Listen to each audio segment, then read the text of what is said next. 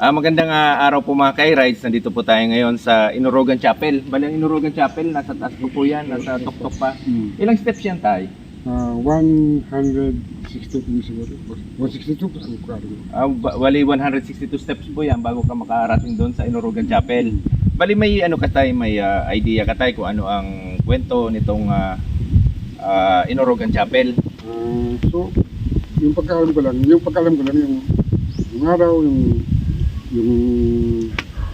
sa malaking bato, nakuha yung tinatawag pong buhay na bato, meron doon sa dulo. Doon sa baba. Opo. Nakuha ng, yung aita. Mga aita po yung nakapulot. Yung nakapulot nung malaking bato. Ano yun tayo? Lumalaki? Ba't tinawag na buhay na bato? Kasi doon yung nakapatong yung ilang anggusta. Bali yung parang santo. Yung santo. Nakapatong doon mismo sa buhay na bato. Sabi nung yung mga narinig ko lang, hindi ko man nakita sa mata, pero kumbaga yung mga naririnig mo lang kwento dito. Yung story narinig ko rin. Yung story nung araw. Nung araw po. Hindi ko lang alam kung anong taon. So, nangyayari. Exact na taon. Dahil mo lang po matandaan. Ano po? Bali ano tayo? Ano pa po ang alam nyo tayo tungkol pa po dito sa ano? Ang pagkakalam ko kasi tayo dinadayo to eh. Dinadayo pag Holy Week. Mas ibang Holy Week. Dinadayo po ito. Dinadayo mo. At anong exact location nito tayo? Anong pinaka-address nito tayo? Santo Domingo. Santo Domingo, Inorogan Chapel. Iriga pa.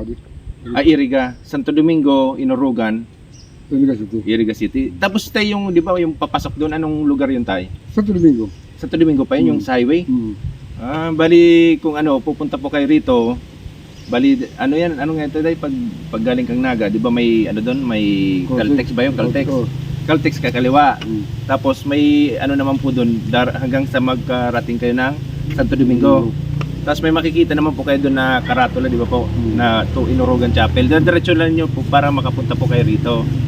At ano pa tayo, may nadagdag mo dito tayo sa Inorogan Chapel? Ano pa po yung pagkakalap nyo pa po? Pagkakalam ko na, yung santo doon sa, nakuha doon sa malaking bato ng mga isa. Yung kinanong, yung pinaka-original nito, nasa Nabuan. Nasa Nabuan yung pinaka-original? Kaya nangyari nung araw, kumuha ng pari sa Iriga, nag-misa, nag-bibena, nangadji, hindi nakuha ng pari ng Iriga. Kumuha ng pari sa Nabwa, isa nakapon, kaya yung Nabwa, pari sa, yung sila sa Nabwa. Pwede tayo, every po ang may misa po dito? May misa, first and last a month.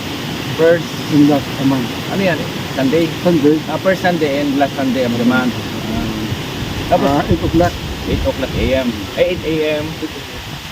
ang umaga lang po. Bali, meron po pala ritong misa every first Sunday and last Sunday of the month. 8 a.m. Bali, dito kasi pwede po kayo ritong magsindi, diba tayo, magsindi ng kandila. Kasi tatay, nagsisinda po rito ng kandila. Magkano isang ganito tayo? O 20 pesos lang po, tatlo na. Anong araw ka po tayo, minsan, halos Sabado, Linggo. Sabado, Linggo nandito ka tayo? Pag nagkaroon ng aldaw, pag nagkaroon ng araw, minsan lang pumunta na sa araw. Pero karamihan pumunta ako, Domingo, Sabado. Bali ito po, inaakyat po natin yung papuntang Inorogan Chapel. Yan po, halos nasa kalagitnaan pa lang po tayo. Para ka rin po nag-exercise. Pupunta naman po kayo sa tinatawag nilang buhay na bato. Bali ito na po yung likod na part ng simbahan. Bali may hagdan po dito pababa. Tapos yan po, dire-diretso lang po kayo. Yan, dire-diretso lang po sa dulo. Nandun po yung buhay na bato. Tinatawag nilang buhay na bato. Bali nakarating na po tayo sa tinatawag na buhay na bato. Ito po yung mismong buhay na bato. Ito yung nung panahon nakuha daw ng mga aitas. Ito po mismo, dito rin daw po nakapatong yung santo. Hindi ko lang po gaano batandang kung anong santo yan, sabi ni tatay. Bali, ito po yung mismong buhay na bato. At pwede rin po kayo rito magsindi ng kandila.